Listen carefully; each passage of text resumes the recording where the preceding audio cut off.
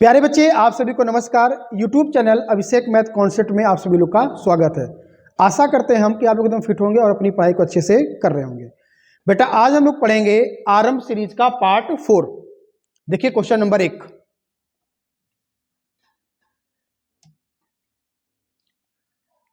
मनोज ने 2 रेडियो 6400 रुपए में खरीदे।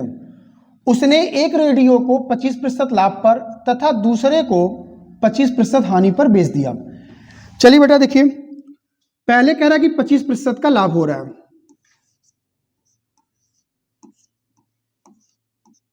25% की वैल्यू कितनी होती है? 1/4। लाभ का मतलब क्या होता है? प्लस। दूसरे को 25% हानि पर बेच दिया। बेटा, दूसरे को 25% की हानि पर बेच दिया। 25% की वैल्यू कितनी? 1/4। हानि के लिए लगा दिए माइनस। बेटा, जो नीचे वाली वैल्यू होती है ये होती है हमेशा क्रय मूल्य, और अगर लाभ की बात कर रहा है तो ऊपर वाली वैल्यू होगी लाभ। नीचे वाली वैल्यू हमेशा होती है क्रय मूल्य, नीचे वाली वैल्यू हमेशा होती है क्रय मूल्य,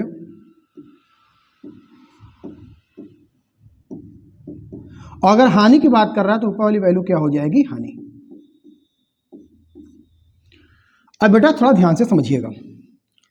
यहां हम लोग लिखेंगे क्रय मूल्य और यहां हम लोग लिखेंगे विक्रय मूल्य।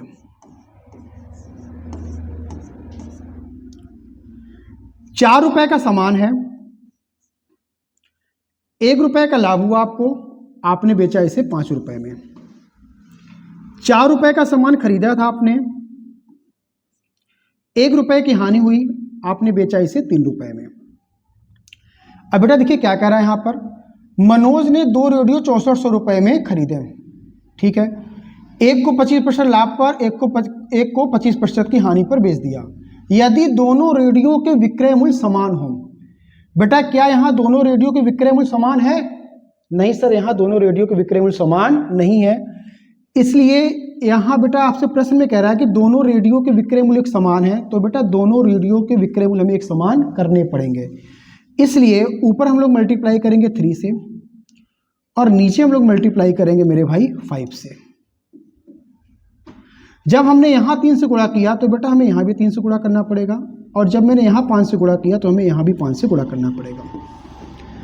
अब आप यहां देखेंगे 5 × 3 15, 3 × 5 15, यहां भी 15, यहां भी 15, दोनों वस्तु के विक्रय मूल्य हो गए बराबर। जो कि यहां कह रहा था यदि दोनों वस्तु के विक्रय मूल्य समान हो मतलब बराबर हो। अब बेटा अगर इसका मल्टीप्लाई करते हैं तो 4 × 12, 4 × 5 20। टोटल क्रय मूल्य कितना हो गया? 12 और 20 32। टोटल विक्रय मूल्य कितना हो गया? 5 × 3 15 और 5 × 3 15, 15 और 15 कितना हो गया? 30। यहां देखिए दो वस्तु का क्रय मूल्य कितना है? 32, और मनोज ने 2 रेडियो 6400 रुपए में खरीदे। यहां पर 2 रेडियो का विक्रय मूल्य कितना है बेटा? 6400 रुपए।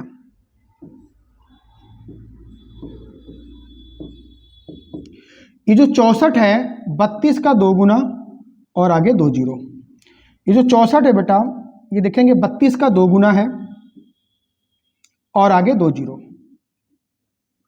इसलिए हम लोग 30 का भी बेटा करेंगे 2 गुना और आगे 2 जीरो। 30 का 2 गुना 60 और आगे 2 जीरो। ये आ गया दो वस्तु का विक्रय मूल्य। पूछ क्या रहा है? प्रत्येक वस्तु का विक्रय मूल्य ज्ञात करें। अगर दो वस्तु का मूल्य 6000 रुपए तो एक वस्तु का मूल्य 3000 रुपए। ये चला गया हमारा ऑप्शन नंबर डी। बेटा देखिए अब हम लोग देखेंगे क्वेश्चन नंबर 2। 2 साइकिलें समान मूल्य पर बेची जाती हैं। समान मूल्य पर बेचने का मतलब दोनों वस्तु का विक्रय मूल्य एक समान है। इनमें से पहली साइकिल को 20% के लाभ पर। चलिए बेटा पहली साइकिल को हम लोग लेंगे 20% के लाभ पर। 20% की वैल्यू कितनी होती है बेटा? पता है ना, 1/5। लाभ का मतलब प्लस। तथा दूसरी साइकिल 20% हानि पर बेची जाती है। बेटा जो दूसरी साइकिल है इसको 20% की हानि पर बेच रहा, हानि मतलब माइनस। 20% की वैल्यू कितनी होती है? 1/5। हानि का मतलब क्या हो गया?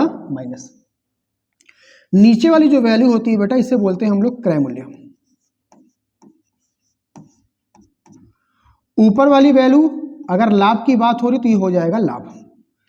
नीचे वाली वैल्यू क्या होती है बेटा? क्रय मूल्य। ऊपर वाली वैल्यू हानि के बारे में बात हो रही तो क्या हो जाएगी? ये हानि। अब ध्यान से समझिएगा, ऊपर मैंने लिखा क्रय मूल्य और यहां लिखा मैंने विक्रय मूल्य। 5 रुपए का आपने सामान खरीदा था, 1 रुपए का लाभ हुआ, आपने सामान को 6 रुपए का बेचा। 5 रुपए का आपने सामान खरीदा था, 1 रुपए की हानि हुई, आपने सामान को 4 रुपए का बेचा। देखो बेटा पहली लाइन क्या लिखा है? 2 साइकिलें समान मूल्य पर बेची जाती हैं, मतलब दोनों साइकिलों का विक्रय मूल्य क्या है? एक समान। तो अच्छा आप हमें एक बात बताओ, क्या इन दोनों वस्तुओं का विक्रय मूल्य समान है? नहीं सर, इन दोनों वस्तुओं का विक्रय मूल्य आप समान कर लीजिए। इसमें 2 से गुणा कर दीजिए और इसमें 3 से गुणा कर दीजिए। इसमें 2 से गुणा करेंगे बेटा कितना हो जाएगा? ये 12, और यहाँ 4 3 कितना हो गया? 12। दोनों वस्तु का विक्रय मूल्य समान हुआ। और गणित का नियम होता है, अगर हम लोग एक पक्ष में अगर जोड़ते हैं, घटाते हैं, गुणा करते हैं, भाग करते हैं, तो वही चीज़ हमें दूसरे पक्ष में भी करनी पड़ेगी। यहाँ हमने ऊपर 2 से गुणा किया, नीचे 3 से, तो इस पक्ष में भी हमें ऊपर 2 से गुणा करना पड़ेगा और नीचे 3 से। अब मेरे भाई मेरे दोस्त, अब हम लोग देखेंगे यहाँ पर 2 पंजे 10, 5 तिहाई 15। सर टोटल क्रय मूल्य कितना हुआ? 10 और 15, टोटल क्रय मूल्य हो गया 25। टोटल विक्रय मूल्य 12 और 12, टोटल कितना हो गया? 24। अब आप हमें एक बात बताओ बेटा, आपने 25 रुपए का सामान खरीदा और 24 रुपए का सामान आपने बेच दिया। सामान आपने 25 रुपए का खरीदा और सामान आपने 24 रुपए का बेच दिया। बताओ आपको लाभ हुआ कि हानि? कहेंगे सर हमें हानि हुई। कितने की हानि हुई मेरे मित्र? यहां पर हानि कितने की हुई? कहेंगे सर 1 की हानि हुई। रुपए में कितने की हानि हो रही है? सर 18 रुपए की हानि हो रही है। बेटा रुपए में कितने की हानि हुई? 18 रुपए की हानि हुई। 1 की वैल्यू कितनी होगी? 18। 18 1 का कितना गुना बना? सर 18 गुना। तो बेटा अगर हम 10 का 18 गुना करेंगे, ये कितना आ जाएगा? 180। और 15 का 18 गुना करेंगे, कितना हो जाएगा बेटा? 270। तो प्रत्येक वस्तु का क्रय मूल्य पूछ रहा है, तो इनके क्रय मूल्य होंगे 180 रुपए और 270 रुपए। 180 रुपए और 270 रुपए, ये हो गया ऑप्शन नंबर ए।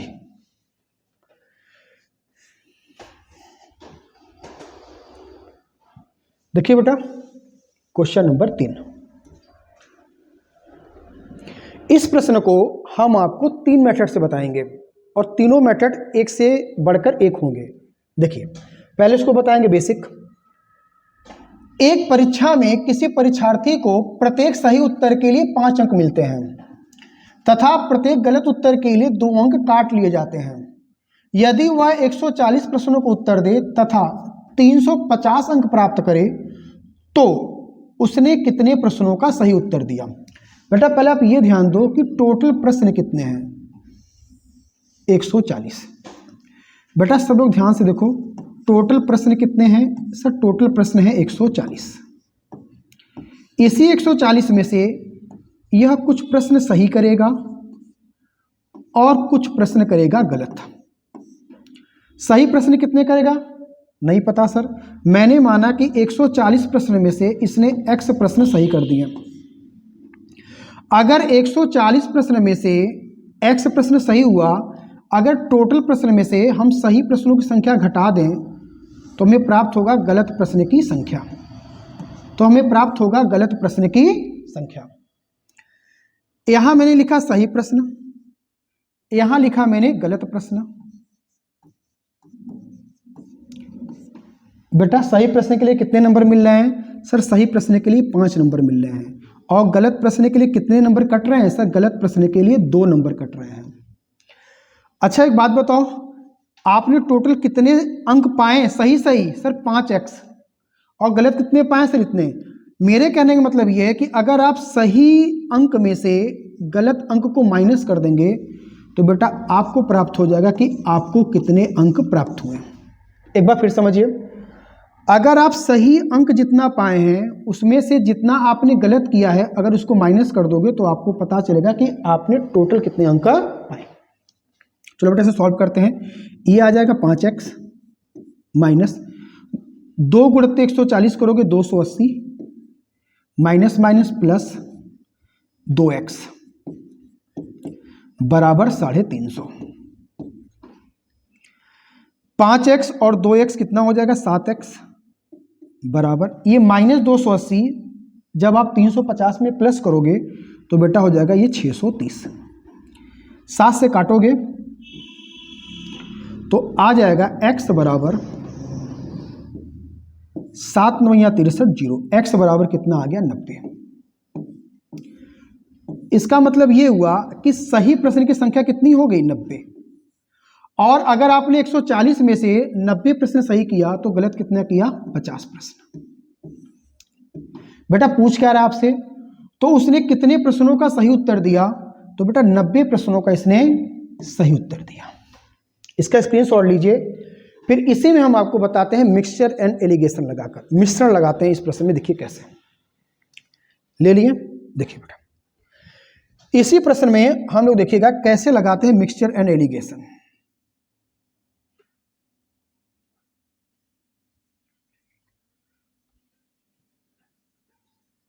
देखिए मैंने माना कि बेटा एक बार आपने 140 प्रश्न का 140 प्रश्न सही कर दिया और एक बार मैंने माना कि आपने 140 प्रश्न का 140 प्रश्न गलत कर दिया। अच्छा बच्चा आप हमें ये बताओ कि सही प्रश्न के लिए कितने नंबर मिलते हैं? सर सही प्रश्न के लिए 5 नंबर मिलते हैं और गलत प्रश्न के लिए क्या होता है? 2 अंक काट लिए जाते हैं। जब आप इसका मल्टीप्लाई करोगे तो कितना आएगा? 140 पंजे कितना होता है? 700 अंक। 140 दूनी 280 अंक। बेटा ये माइनस में 280 अंक। और कुल मिलाकर आपने कितने अंक प्राप्त किए हैं? सही और गलत कुल मिलाकर आपने कितने अंक प्राप्त किए हैं? सर कुल मिलाकर हमें जो अंक प्राप्त हुए वो हैं 350 अंक। जो हमने कुल मिलाकर सही अंक प्राप्त किए वो कितना है? 350 अंक। और बेटा यहां से लगा दिया मैंने मिश्रण। एक बार फिर से समझिए। सही प्रश्न किए तो आपको 700 अंक मिले, गलत प्रश्न किया तो 280 अंक कट गए और कुल मिलाकर सही और गलत कुल मिलाकर आपको कितने अंक प्राप्त हुए? 350 अंक। मिश्रण का नियम होता है कि बड़ी संख्या में से छोटी संख्या को घटाना। मिश्रण का नियम होता है बेटा क्रॉस में माइनस करना। मिश्रण का नियम होता है क्रॉस में माइनस करना, बड़ी संख्या में से छोटी संख्या घटाना। तो बेटा 750 में से अगर 350 घटाओगे तो कितना आएगा? 350। मिश्रण का नियम होता है क्रॉस में माइनस करना, बड़ी संख्या में से छोटी संख्या को घटाना। तो बेटा आपको बड़ी संख्या में से छोटी संख्या घटानी है। तो बड़ी संख्या कितनी है? सर 350।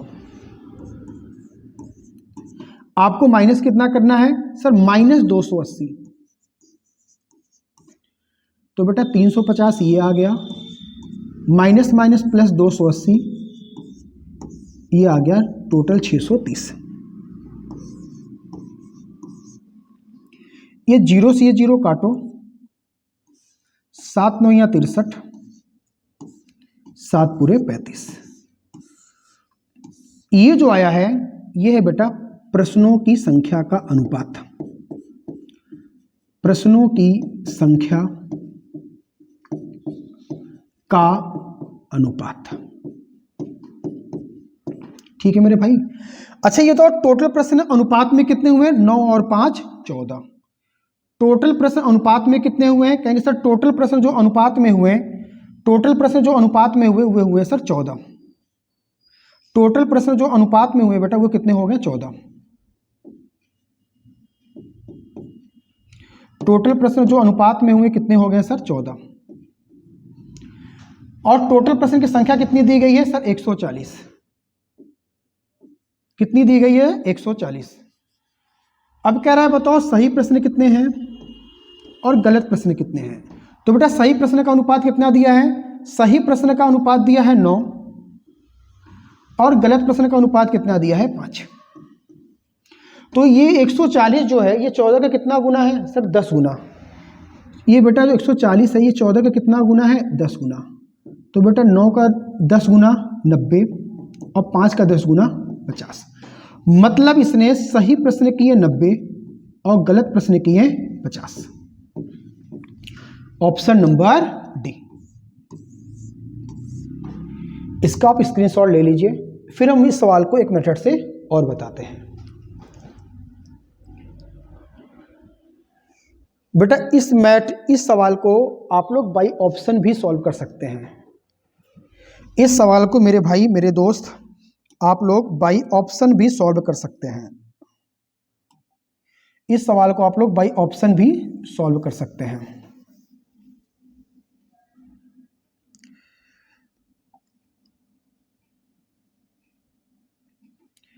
इस सवाल को आप लोग बाई ऑप्शन भी सॉल्व कर सकते हैं। बेटा देखिए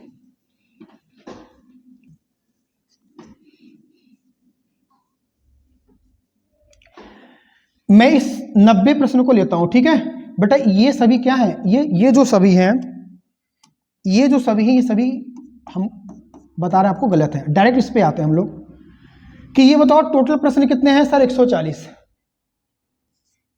और टोटल प्रश्न कितने हैं 140। सही इसने कितने किया 90। 140 प्रश्न में से अगर 90 प्रश्न इसने सही किया तो गलत प्रश्न कितना किया सर 50। सही प्रश्न के लिए कितने नंबर मिलेंगे सर, सही प्रश्न के लिए मिलेंगे 5 नंबर और गलत प्रश्न के लिए 2 नंबर कट जाएंगे। कटने का मतलब क्या होता है माइनस। बेटा आपने टोटल सही प्रश्न के लिए कितना नंबर पाया 450 अंक और गलत प्रश्न के लिए कितने कट गए 100 अंक। तो मेरे भाई मेरे दोस्त ये बताओ अंक कितने प्राप्त हुए 350 अंक और यहाँ प्राप्त कितना हो रहा था 350 अंक। इस तरीके से आप लोग ऑप्शन को भी मेरे भाई वेरीफाई कर सकते हैं। अगर वीडियो अच्छी लग रही होगी तो लाइक करिएगा, सब्सक्राइब करिएगा और शेयर कर देंगे तो बहुत अच्छी बात है। देखिए बेटा क्वेश्चन नंबर 4 देखिए, किसी कक्षा का पहला पीरियड 10:30 बजे प्रारंभ होता है। चलो बेटा देखो यहां से कोई कक्षा है, इसका जो पहला पीरियड है वो 10:30 बजे प्रारंभ होता है तथा चौथा अंतिम पीरियड 13:45 बजे समाप्त होता है। 13:45 बजे ये पीरियड क्या हो गई समाप्त। मेरे भाई एक बात बताओ, क्या 13:45 को हम लोग 1:45 बोल सकते हैं? 12 के बाद 13, 12 के बाद 13, 13 नहीं 13:45 नहीं 13:45 को हम लोग 1:45 भी बोल सकते हैं। तो बेटा इसको हम लोग लिखेंगे 1:45, इसको हम लोग लिखेंगे 1:45, इसको हम लोग लिखेंगे 1:45। मतलब कोई क्लास है बेटा वो 10:30 बजे चालू हुई और 1:45 पर समाप्त हुई। बताइए कितने समय तक क्लास चला। इसको कैसे कैलकुलेट करेंगे ध्यान समझिए। पहले हम लोग कैलकुलेशन करेंगे 10:30 बजे से लेकर 1:30 बजे तक का, 1:45 नहीं 1:30 बजे तक का। तो 10:30 बजे से 1:30 बजे तक कितना समय हुआ 3 घंटा। 1 घंटा में 60 मिनट। बोलो बच्चा 1 घंटा में कितना हुआ, कहेंगे सर 1 घंटा बराबर होता है 60 मिनट। तो 10:30 से 1:30 बजे तक कितना हुआ 3 घंटा। तो बच्चा ये बताओ 3 घंटा बराबर कितना होगा 180 मिनट प्लस 15 मिनट तो बच गए थे ना, 1:30 बजे तक कैलकुलेट किए थे, 15 मिनट बच गया था। तो बेटा 15 मिनट को हम लोग और जोड़ देंगे तो टोटल कितना हो गया 195 मिनट। मतलब जो क्लास चली वो क्लास चली कितनी 195 मिनट तक क्लास चली। आगे यदि प्रत्येक पीरियड की समयावधि एक समान हो तथा प्रत्येक पीरियड के अंत में 5 मिनट का विश्राम दिया गया हो। बेटा ये ध्यान रखना, टोटल पीरियड कितने हैं? 4। पहला पीरियड स्टार्ट हुआ और चौथा पीरियड खत्म हुआ, मतलब टोटल पीरियड कितने हैं? 4। अब यहां ध्यान से समझो, यहां से क्लास चालू हुआ यहां तक एक पीरियड कंप्लीट, 5 मिनट का विश्राम, 5 मिनट का विश्राम। यहां से यहां तक दूसरा पीरियड कंप्लीट, 5 मिनट का विश्राम। यहां से यहां तक तीसरा पीरियड कंप्लीट, 5 मिनट का विश्राम। इसके बाद चौथा पीरियड कंप्लीट होगा तो विश्राम नहीं करेगा, छुट्टी हो जाएगी। देखो यहां से यहां तक एक पीरियड चला, 5 मिनट का विश्राम। यहां से यहां तक दूसरा पीरियड चला, 5 मिनट का विश्राम। यहां से यहां तक तीसरा पीरियड चला, 5 मिनट का विश्राम। यहां से यहां तक चौथा पीरियड चला, विश्राम नहीं, छुट्टी हो जाएगी। आपसे पूछ कर रहा है प्रत्येक पीरियड की समयावधि कितनी है। अब निकालेंगे प्रत्येक पीरियड की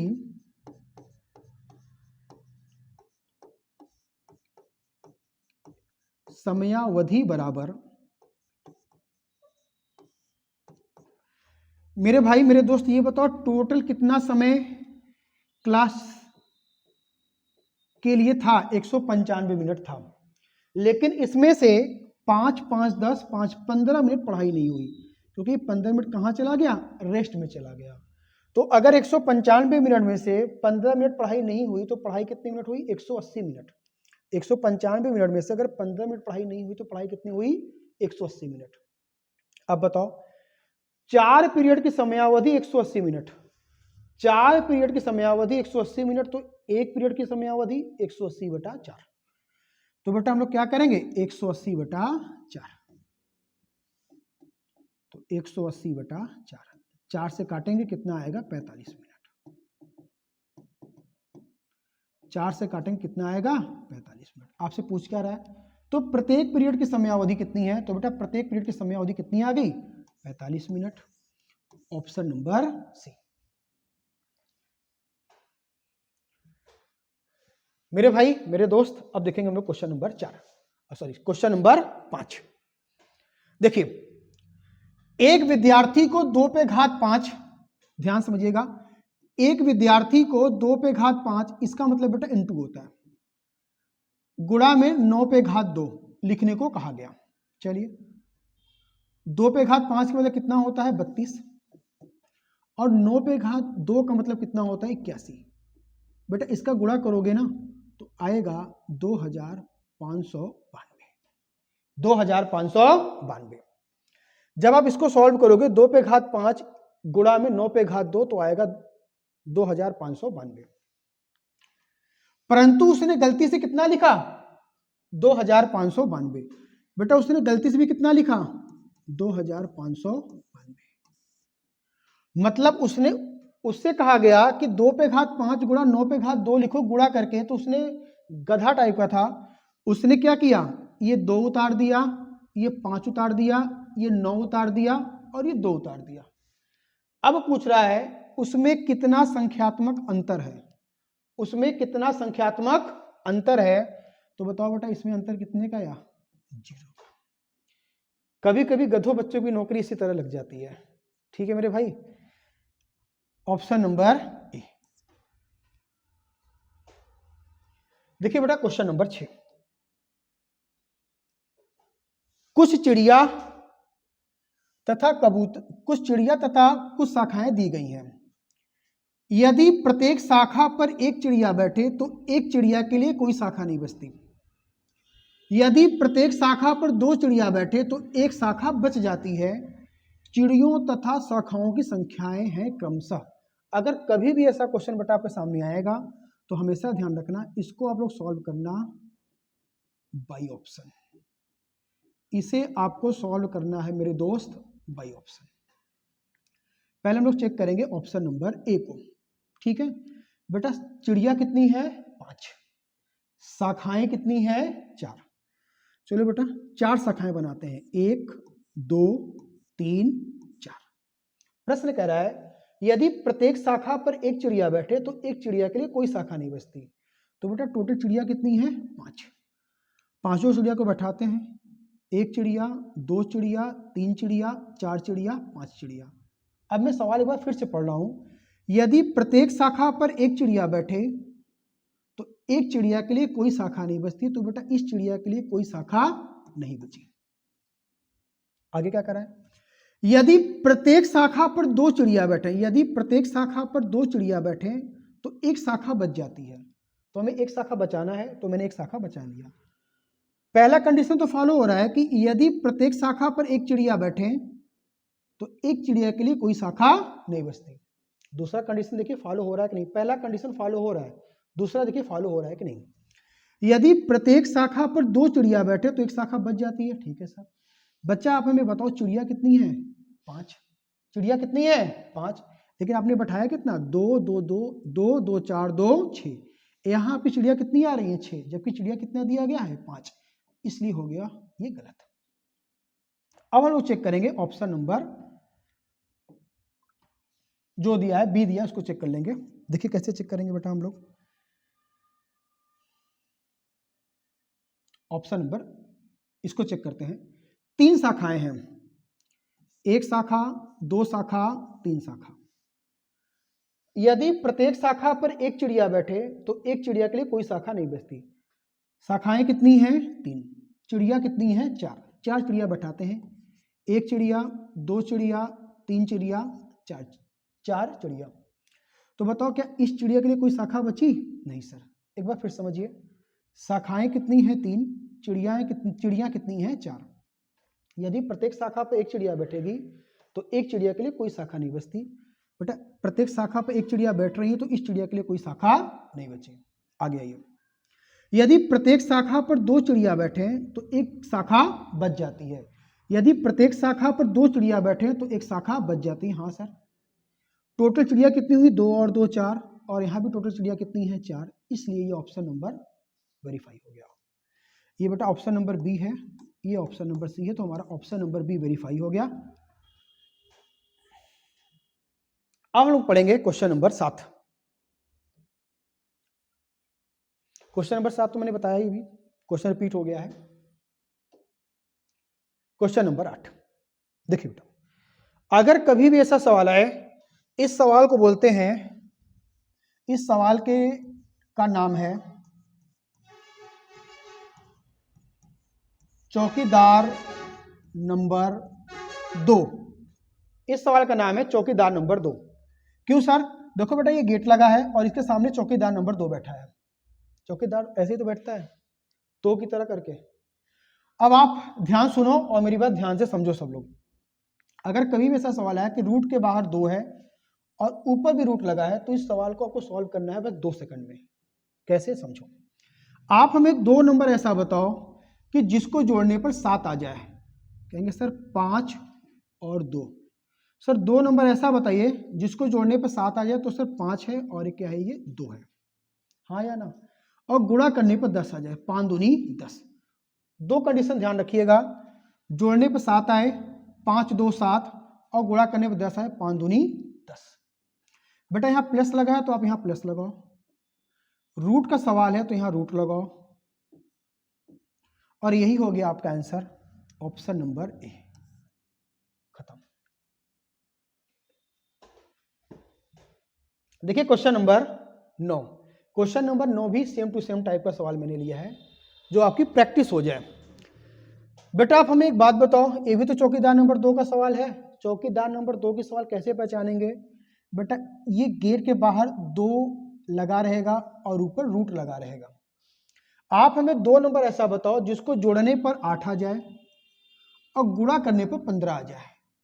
कहेंगे सर 5 और 3 8 और 5 तिहाई 15। बेटा ये प्लस का सवाल है तो यहाँ प्लस लगाओ, ऊपर रूट लगा है तो रूट लगाओ, और यही है आपके प्रश्न का उत्तर, ऑप्शन नंबर बी। 2 सेकंड के ऊपर नहीं लगेगा। अब हम लोग पढ़ेंगे क्वेश्चन नंबर 10। देखो बेटा अच्छा एक बात बताओ, अगर हम ये 0 से 0 काट दें, ठीक है, तो इसको आप क्या लिखोगे? इसको लिखेंगे सर 8 क्रॉस, इसके नीचे 1 मान लो, इसका क्रॉस मल्टीप्लाई इधर होगा और इसका क्रॉस मल्टीप्लाई इधर होगा।